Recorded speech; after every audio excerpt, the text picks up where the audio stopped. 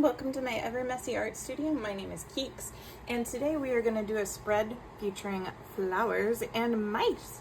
One of the reasons why I really wanted to do this was actually due to this Instagram post.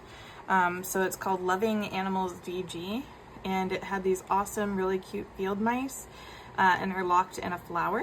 And so I thought it would be cool to go on Unsplash and look for my own mice. So I would still like to do something based off of this because I love the idea of their noses touching, just probably in a different type of flower, like maybe a tulip like these. But I absolutely love the fact that people are taking pictures of cute, adorable little field mice in the wild like that. I think that's fantastically adorable, and I am very excited about this. Now, before I begin with that, one thing that I did want to do is I wanted to show you guys, I got my ATCs from Joanne Newman. Now, she and I did a fish trade, and I think she did an excellent job. Like, look at this. This kind of looks like a little anglerfish. I'm going to kind of go like this because she's actually got like gold in there somehow, and she like outlined the gold, and she's got some glitter. Like, all of these have a bit of glitter on it. This one's my absolute favorite. I love the face on this little guy. I don't know why, but he's just so fun. I love the little flowers that she put on it. So it's very cute. It's like a sea dragon, and I'm not sure what he is. We're gonna call him a coral buddy, but I love him. He's so cute. And then we've got this guy who's serving us pizza underwater. And this one, she put the speckles of glitter around the edges. That's really pretty. And then this one with Finding Nemo on it. And you can see, I'm trying to kind of go like this because in the coral, there's actually gold there. So there's like little gold bits, which is fun. This one's hilarious. The cat getting into the goldfish, and this goldfish is like, I see you. And meanwhile, the cat's like, dinner time. And then this beautiful mermaid, who she's also really glittery too. So thank you so much, Joanne. Joanne is a pretty good friend of mine. Like, I feel like our friendship has grown quite a bit doing these art trading cards. And we actually still have a artist trading card thing going on right now. So if you guys wanted to join, please look at my community tab under posts, and you'll see that we're doing a aliens and Egypt theme, and that's where you can get several different cards that both she and I have made, plus different artists like Dee Dee Willingham is participating with us. You know, it's going to be a really fun trade, so definitely let us know if you want to join. I actually loved my Larry on Vacation one so much that for my father-in-law, whose name is also Larry by coincidence, I actually made him some artist trading cards I'm going to give him tomorrow. So I made Larry on Vacation in his garden. So this is the Graham Garden. He's also visiting the Shire. And we are from Kansas City, Missouri. So he is also at Arrowhead Stadium going to a Chiefs game. So yeah, I've been having a lot of fun with artist trading cards, and I absolutely, like I said, love the ones that Joanne made me. So thanks again, Joanne. You rock and are amazing. So what I was thinking is we would do a total of 6 mice, 3 on each page, and I thought we could just have a little bit of fun with it. Like, I really loved the idea, like from the original picture, of 2 mice together, so I thought we could draw a tulip where there's 2 mice kind of smooching, and then it would be really funny if a mouse was looking up at them like, aw, look at what they're doing. And then I thought it would also be cool to have one mouse kind of going down, and then the other 2 mice on these cute little mushrooms. So I just thought that we could really play with this idea a bit. I've been watching a lot of other artists do spreads with multiple animals on them, and I really enjoy them. I think that they're always super adorable and cute. So I wanted to try doing this idea myself. I thought, hey, what the heck? It's going to be a lot of fun. Let's do it. So without further ado, I'm probably going to put this on speed so that I can talk while I'm doing it, but please enjoy. I really had a lot of fun doing a double page spread like this. Like I said, I've been following a lot of artists who always put multiple animals in their spreads, and I've really been wanting to try that out lately. So I felt like this was a perfect opportunity because I absolutely love flowers and I absolutely love little animals and drawing animals. So I just felt like this worked out really well, and I was really inspired by those pictures on Instagram as well as on Unsplash that I had found. So I did do my mice a little bit different. They are inside of a tulip, and I thought maybe it would be cute if they were like the mother and the daddy mouse, and that the other mice maybe are their children. So I just thought it would be really fun to like play with that and have like one mouse maybe looking up at them like, ooh, mommy and daddy are being lovey-dovey. And then just have like the other mice just being cute and funny. I've never really drawn mice that much before. If I have, maybe like one other time, or maybe like cartoon anthropomorphic mice like Mickey Mouse. So this was really different to be drawing a type of mouse that actually like exists. So I thought that that was pretty fun too. And I wanted it to be like the tulips were in like kind of mixed into blades of grass, like maybe they were like wild little tulips or something like that. Like, you know how like sometimes you see at the side of the road how it looks like for some reason there's like plants that people would buy, like maybe some bulbs got misplaced or something, and then grass has grown over it, so then you get like this mix of like wildflowers and grass. That's kind of what I was going for with this drawing, because I thought maybe that would look pretty fun, plus it would help those mushrooms kind of work with the space. Because I know that with the 3 tulips you have a really colorful spread on one side, and then you have mushrooms which aren't going to be very colorful on the other. So I was just trying to figure out a really cohesive way to make that work together. And I do believe that the blades of grass are really what tied it together. I've also not drawn these type of mushrooms before. I'm not even sure what kind of mushrooms those are that those field mice are on, but they're really cute and I like them. They have a little bit of spunk to them. So I kind of think of them as those little mushrooms that sometimes grow whenever you overwater plants a bit. To me, that's what they kind of looked like. So I did everything in pencil first, and then I went back over everything with my absolute favorite lining pen, and that is the Zig Millennium Kuretake pens. Those are my favorites, and they have been for many, many years. What I like best about them is you can watercolor over them and they do not bleed. They also do not go through pages, which is really nice. So I tend to trust them really well. Now, I did have a little bit of a hard time outlining on the left side versus the right side, because this is a journal that was actually made by Little Amy Arts, Amber, and in it, it has both cold pressed and hot pressed paper. So on the left side is actually a cold pressed paper, and on the right side is a hot pressed, and the cold press really does not like, it doesn't like line work, I would say. It's great for watercoloring, but you have to kind of go over things like twice for it to stick. Like you'll see me like kind of scribbling over things. And that's to kind of make sure that it's getting in there, because the difference between cold press and hot pressed is with cold press, you have, you have more of a textured paper, and textured paper is a little bit more difficult to use whenever you've got a lot of line work going on. Whereas hot press, which the other side is very flat. It's kind of like if you think about whenever you're ironing a shirt, that's probably the best way to like think about it. Whenever you iron something, it flattens it. So it definitely was a lot easier, and it was kind of funny to have like a full spread that had both the hot press and the cold press in it. So I think that was pretty fun. But once again, she did make these with Arches paper, and they are absolutely magnificent. Like her journals are beautiful. I actually have a second journal of hers too, and it's a smaller journal that I was originally going to use as a travel journal, but I think it's actually going to be just my next journal that I'm going to fill up. Because I thought I would be a little bit more inspired with travel journaling, but I just don't think I'm there yet. So I'm really inspired by nature, and I want to draw more nature. Plus, I really love her journals, and I'm so sad that this one's almost full. Like this one, I believe has, let's see, 1, 2, 3. Oh my God, it only has 3 pages left in it. It only has 3 pages, but hey, that's good for you, because that means a sketchbook tour is coming up soon, which I bet you'll love. So yeah, so be looking out for that. There should be a sketchbook tour pretty soon.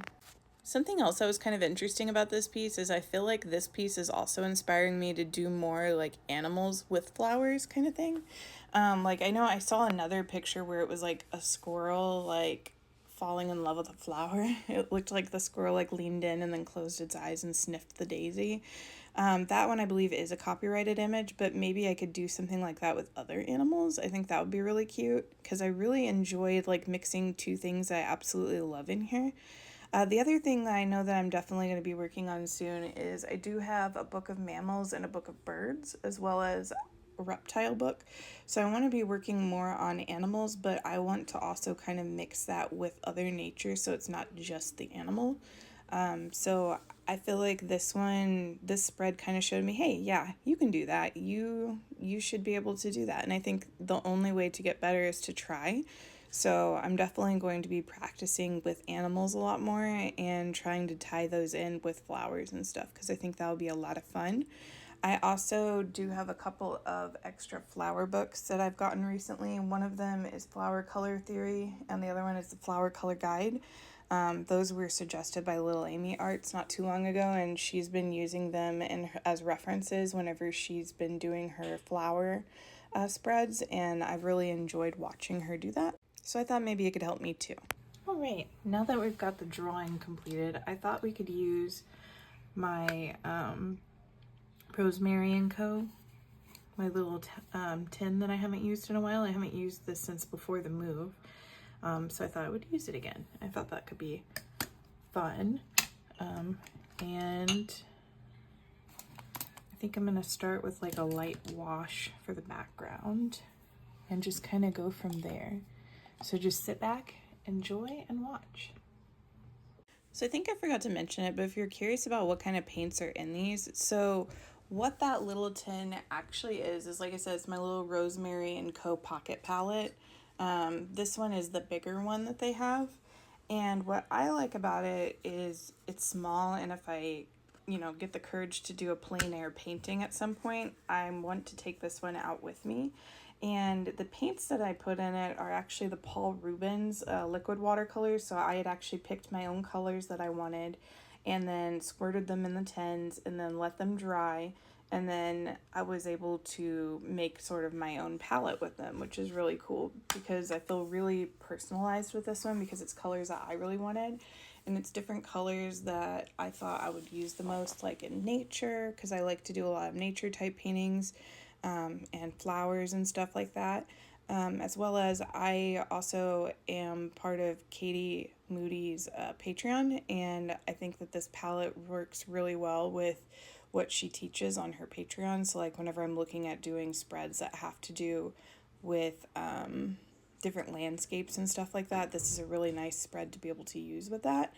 So I really, really love that palette, and I really think that it's a really easy tin to use. Like, I think at first I was worried that because it was so small that I would run out of colors really quickly, and that has not happened. I actually did most of my last watercolor journal that I had done a sketchbook tour with using that palette, so I feel like it's been really good, and I haven't really started running out of colors in it yet, so I'm definitely gonna use it till I can't use it no more.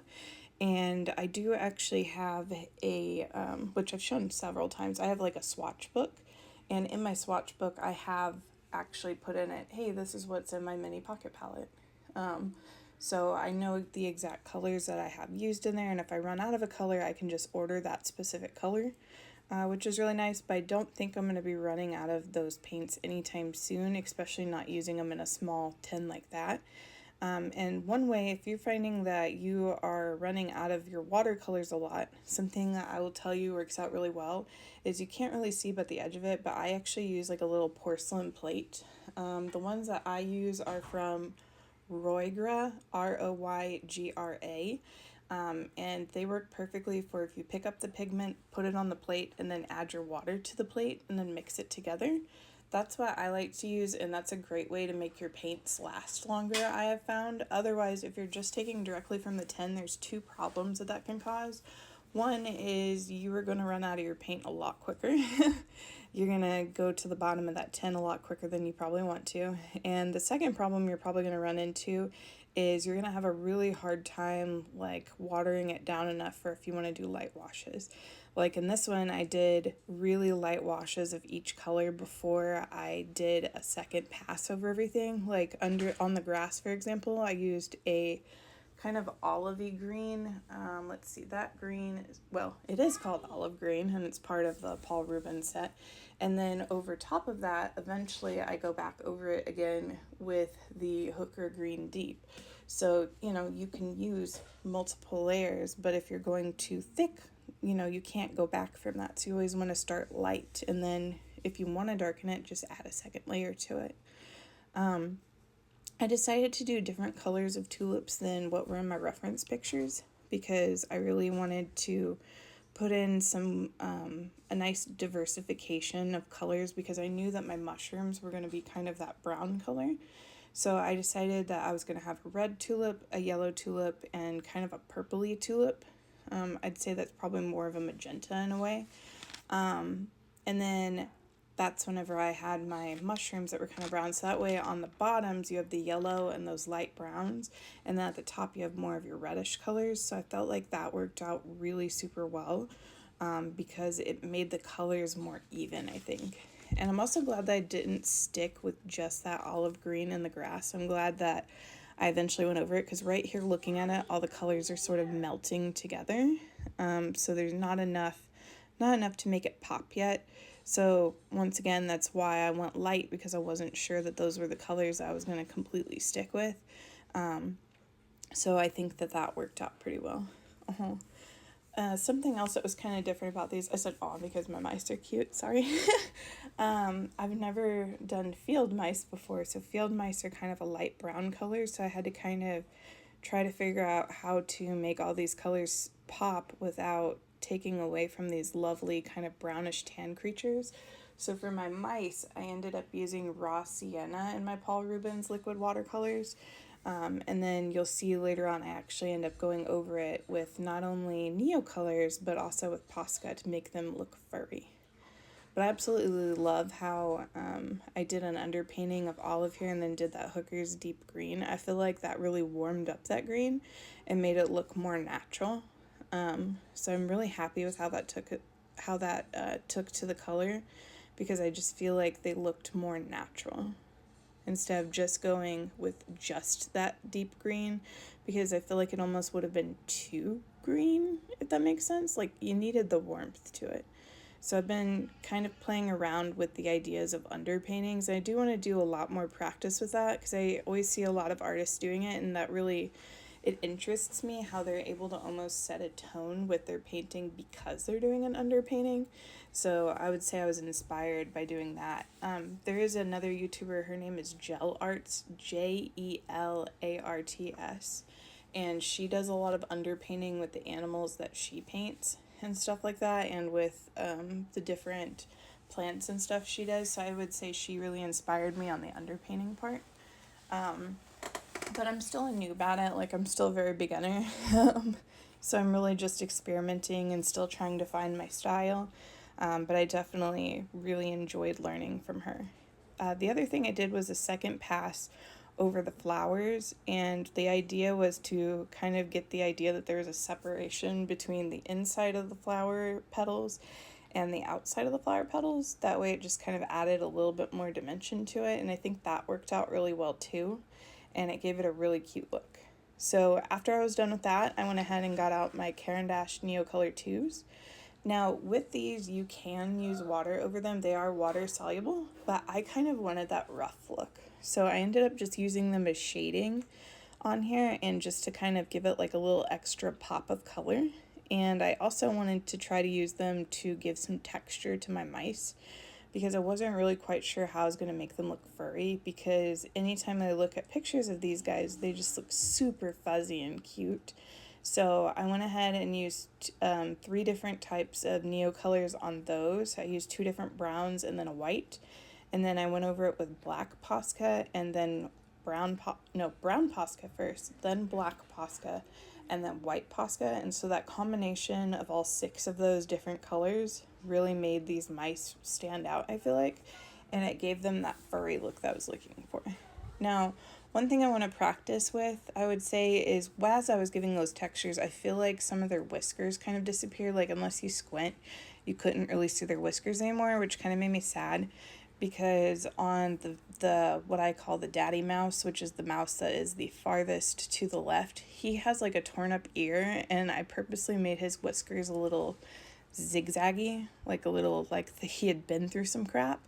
And I feel like that kind of got lost in there because of that. Like, you can still see the chip in his ear, but you can't really see those zigzag whiskers anymore. So I would probably do something a little bit different next time with that. But otherwise, I think it turned out really good.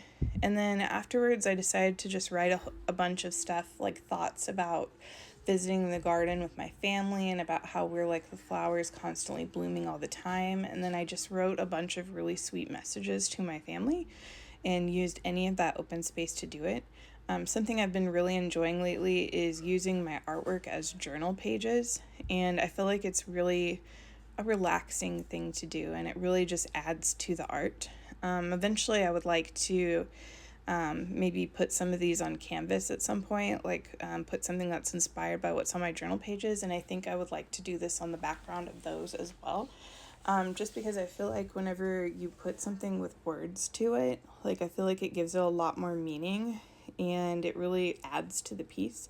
Plus, I just kind of like that sloppy journal look. Like, I don't know, there's something that I find really fascinating about it, because I feel like if I would have left that with just plain blue space, it would have looked incomplete or like I needed to add more to it. But I feel like adding all the journal words kind of made everything fit perfectly. So I'm really happy with how that turned out. If you are interested in knowing what I wrote on the journal page, please feel free to either ask, or you can actually go on my Instagram and you can look at the picture up close. I will also have the picture kind of on pause here at the end of the video. That way you can kind of get a look at it as close as you want on your computer so that you can also kind of see it. But really it was just sweet notes to my family. That's all I can say about that, because that's what it is. But if you made it this far, thank you so much. I appreciate you being on this journey with me of making this full page spread. If you're somebody who is subscribed, thank you so much. I really appreciate you. And if you're somebody new, hey, hi, welcome. And I hope that I see you next time. All right, so see you then. Bye.